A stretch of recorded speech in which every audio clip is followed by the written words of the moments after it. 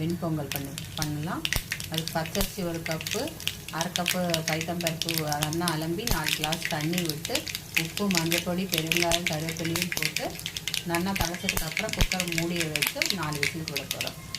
அதுக்கு சைட் டிஷ்ஷாக நல்லெண்ணெய் விட்டு கொஞ்சம் வெந்தயம், கடுகு, கருவேப்பிலை, காஞ்ச மிளகா போட்டு ஒரு சின்ன வெங்காயத்தையும் வதக்கி